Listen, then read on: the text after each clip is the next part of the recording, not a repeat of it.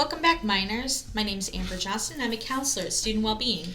And my name's Nathan Asbell, and I'm also a counselor at Student Wellbeing. And it's time for your morning cup of joe. So, Nathan, let's talk about self-perception and how it affects our behavior. All right. So, our self-perception is an image that we have inside of our minds that kind of dictates who we are. And it includes what we're good at and what we're not good at. And it's shaped by our prior experiences and how we see ourselves. And it affects how we live our lives and the places that we feel confident, maybe the places we feel not as confident. This is kind of like a running commentary, and it's known as our narrative, and it shapes how we look at our lives and how we see ourselves. So if we did poorly on a math test, we could create the narrative in our mind that we're not good at math. And while the narrative might be created over just a handful of experiences, we continue to believe it, and it shapes how we interact with the world and perpetuates itself even more. One interesting thing is that there was a researcher who came up with this idea of what's called the looking glass self.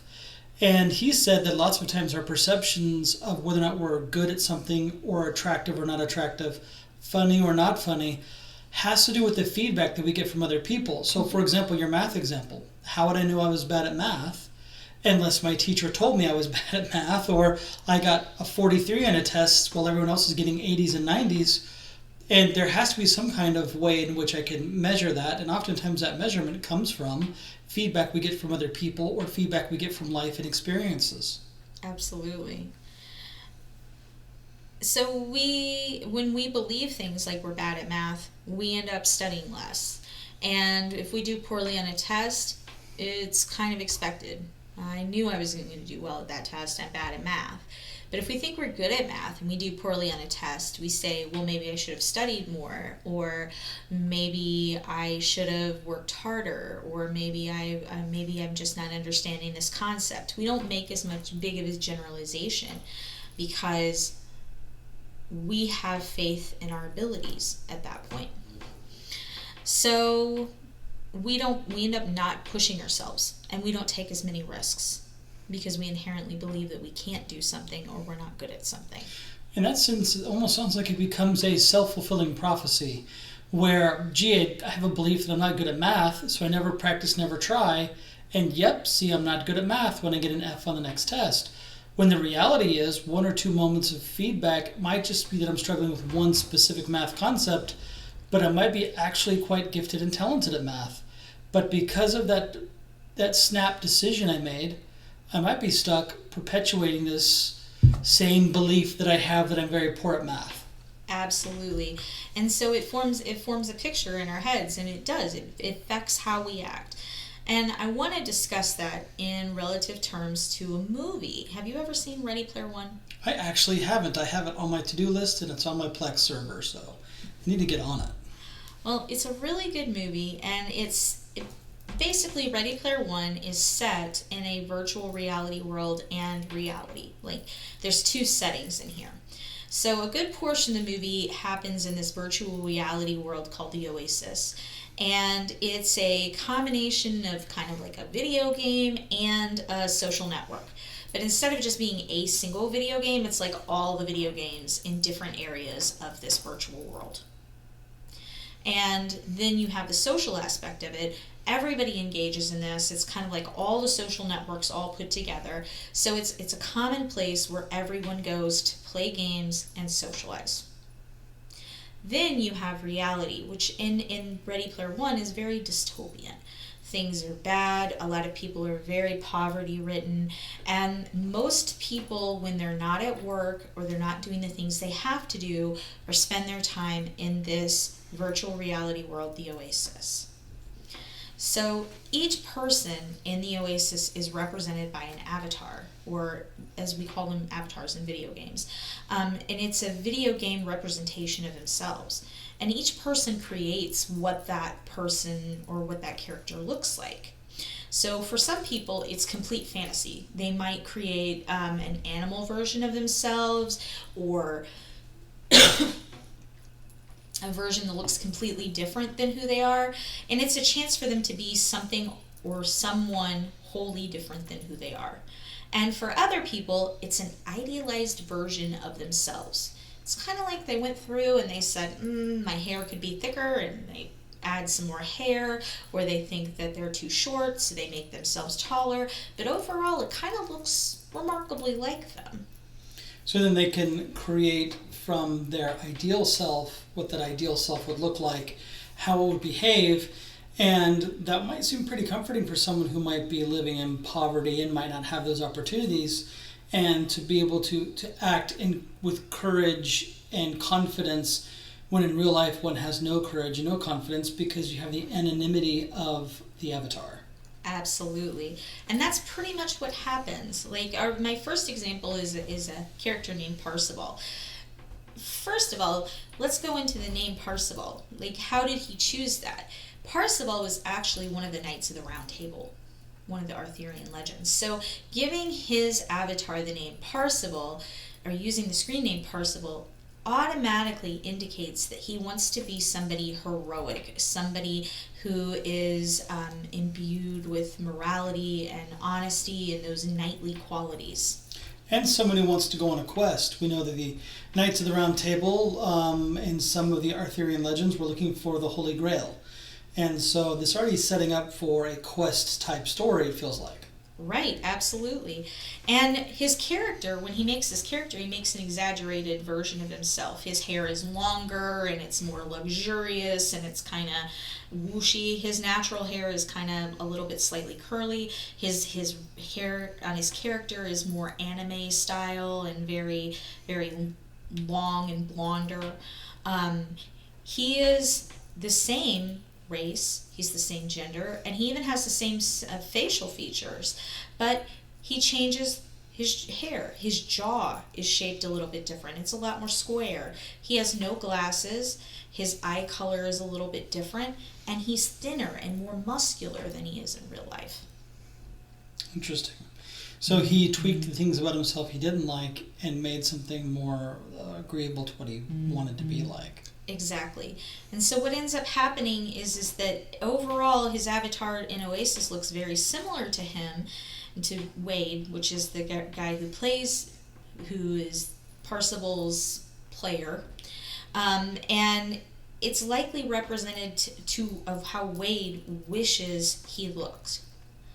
And personality-wise, Parzival is everything that Wade wishes he could be. He's confident, he's outgoing, he's adventurous, whereas Wade is much more quiet, much more introverted, and much more afraid of having those adventures. Interesting. But we find that when he's playing Parzival, he engages in different types of behaviors because he perceives himself and how he appears to others differently. Right, and others probably in the Oasis give him feedback that, wow, you're so confident and you're, really a cool guy, and gosh, I'm probably using the wrong kind of vernacular here, but in the Oasis they're probably saying, hey man, you're the man. And some of the stuff he does in the movie, I would assume, causes him to be well liked and received, and in the way that he portrays himself in the Oasis. And that, I imagine, could be probably a bit addictive. Right. It's like getting to put on a mask for a little while and be a different person, be somebody who's more confident. But when we look at it, is that confidence really not in him to begin with? I think that we've all heard the phrase "fake it till you make it," or sometimes when I don't have confidence, the call to action in the moment is to act in courage, to be courageous in the idea that, or in whatever you're doing, and then the confidence comes later. And so he develops this avatar, and I imagine he went in with a lot of courage and acted in a courageous manner, a manner that was probably a bit different than how he'd act in real life. And for that, he was rewarded with confidence. And sometimes the anonymity allows us to begin. It allows us to act courageous, and then we get the confidence afterwards. That confidence then transfers to our regular life. Absolutely. So the next character that I want to talk about is Artemis. And Artemis is her character looks remarkably, again, like she does in real life. The big difference is, first of all, her hair is like porcupine quills and kind of a maroon color. But her facial features are remarkably similar, except for a large port wine birthmark that she has on the side of her face, which is not on her avatar, but is on her in real life. So in real life, she wears hair over half of her face to cover the birthmark. But in her avatar, her hair is whisked back into porcupine quills, away from her face.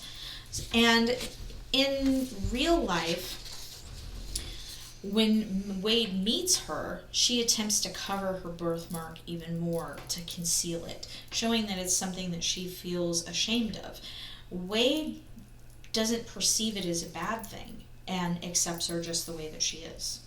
Does she eventually, towards the end of the movie, stop covering the birthmark when she's with Wade? Yes. Okay. So, and the other one that I want to just talk about is H. H uses an appearance that's very different from their own, except for this huge smile. H has a big, huge, and infectious grin about them. Personality-wise, H in real life is exactly like their character. Very techy, very smart, and very loyal. In the game, they are a very, very large person. Very muscular, very like a barbarian type. And in real life, H is much smaller and appears to be more techy than they are in the game. Okay. So whereas Parzival kind of encompassed his appearance and personality as he wished it was, Artemis represented herself accurately on both respects, and H represented their personality accurately, but their appearance was vastly different. And so then they were allowed to carry and copy parts of themselves they liked, remove parts they didn't, and act in a way that would be, to them, their ideal self. Absolutely. So what does this mean for the characters we create when we play video games? And that depends a lot on how we see ourselves, our self-esteem, and our ability to express ourselves in our real lives.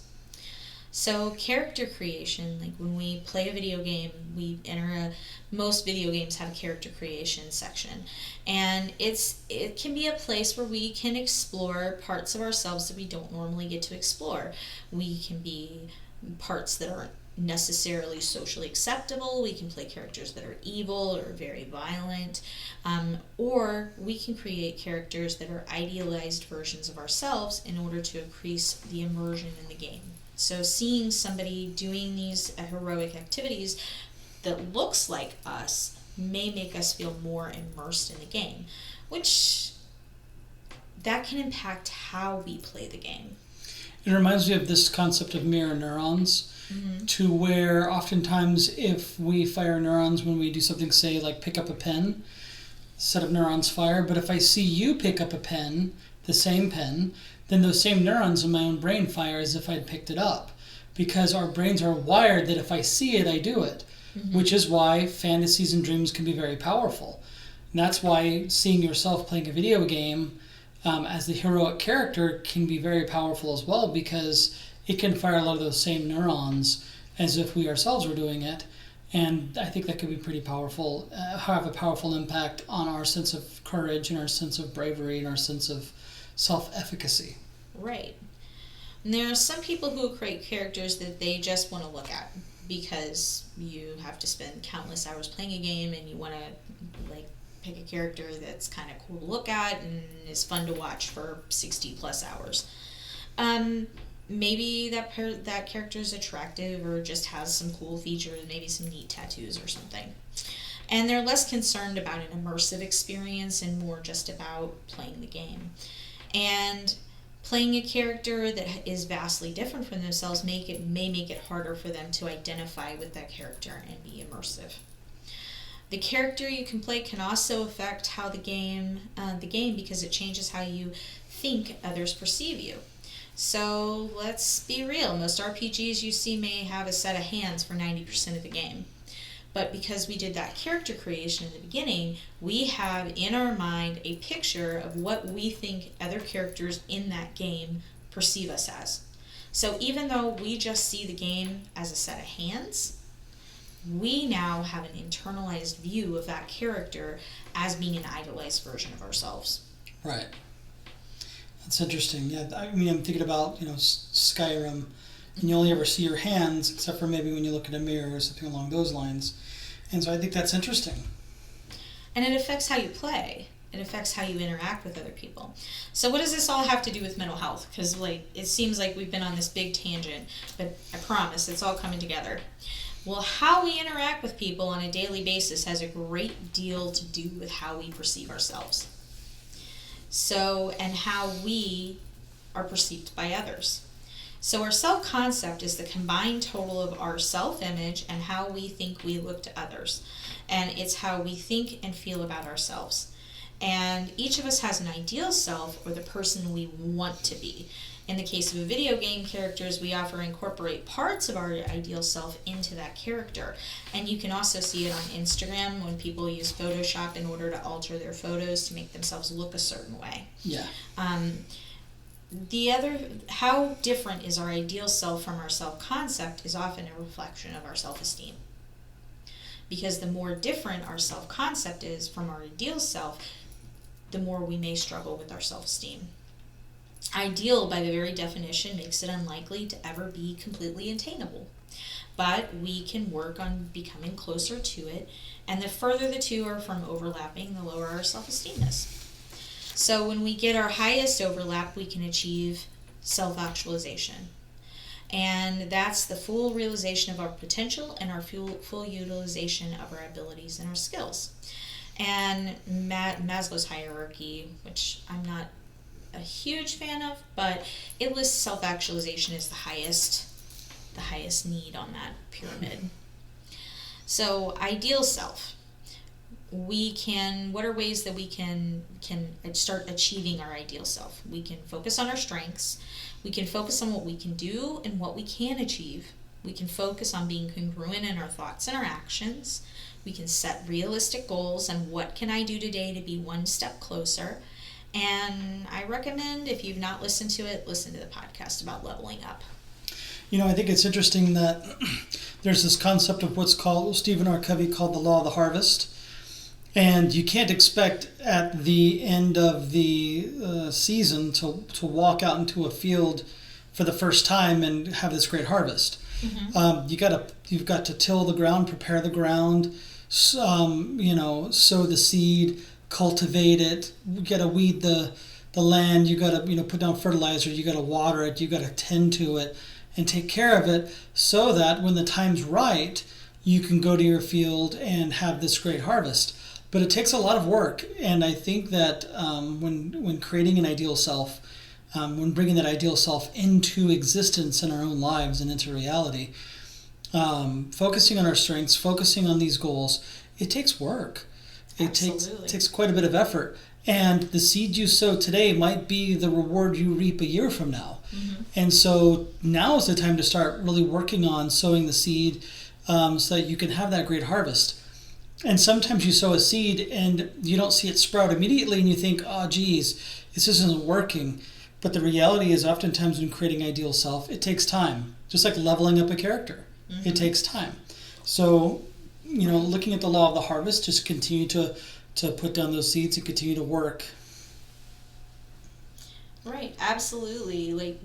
That's part of what the point of this podcast that I wanted to make is that we've got, when we view ourselves in these negative ways and we focus all these things, our thoughts on all the ways that we don't feel like we measure up, and it comes across in our actions and how other people see us. So when we focus on our strengths, we focus on the things we can do and the things we can achieve, and we work on being the person that we want to be today and now, and not when we lose 10 pounds or when we do this or when we do that. We focus on being the person we want to be now. It actually changes how other people perceive us and how we perceive ourselves. Absolutely.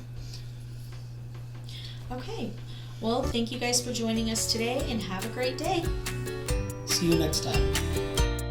For more information about mental health and wellness, contact Student Wellbeing at 204 Norwood Hall. And you can also give us a call at 573-341-4211. The song Happy Days is brought to us by music from www.free-stock-music.com.